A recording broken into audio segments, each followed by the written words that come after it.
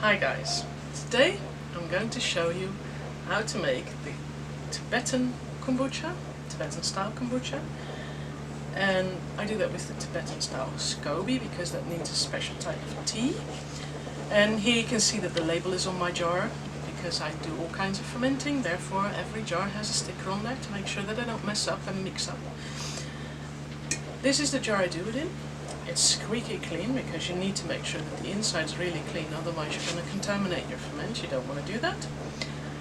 You also need a tea towel to cover it and the elastic band so that you don't get any bugs in, because you really don't want fruit flies or anything in your kombucha. Then we have here brown sugar.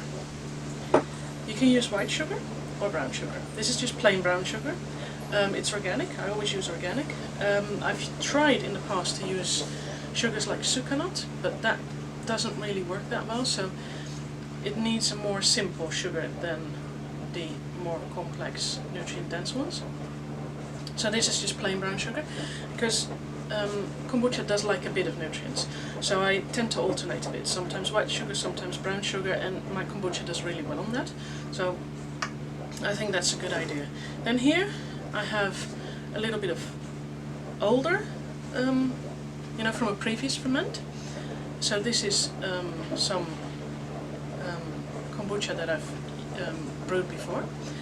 It's always good to put that in the jar with your new tea so that it has a bit of a kickstarter. That helps the process along quite well.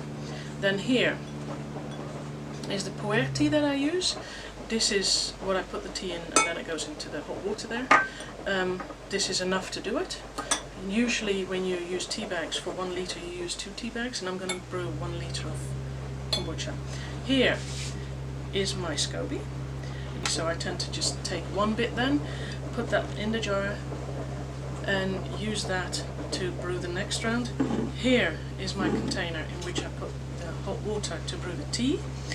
So what I'll do is put the sugar in there and put the tea in there, and then 1 litre of hot water. I'll let that cool down then that can go with the SCOBY and the tea in this jar to brew a new round. Let's get started. So my water boiled, I did a bit of preparation, put the tea in here, put the sugar in there. So there we go, 1 litre of hot water to brew the tea.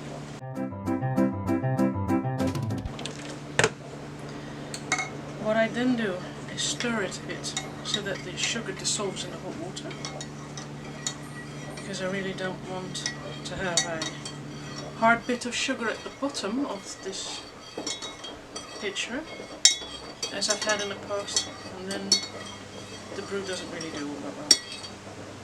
So there we go. What we now do is leave this standing until it's cooled down by itself. Once it's cooled down, you can put it all in the jar. So what I will do as preparation is take the SCOBY, put that in the jar, and put the old bit of kombucha with it. This way I don't have a lot of stuff standing here. This can go get cleaned, this can just be covered up to wait until the tea has cooled down. Then I'll pour it in here, cover it up, and leave it fermenting for about 2 weeks, 10 days, 2 weeks is what I usually do with this. The only thing left is add the tea towel to it. Needs to get some air, so you can't close it completely, but we don't want bugs in there either. There you go. Now we'll leave it standing for a good week.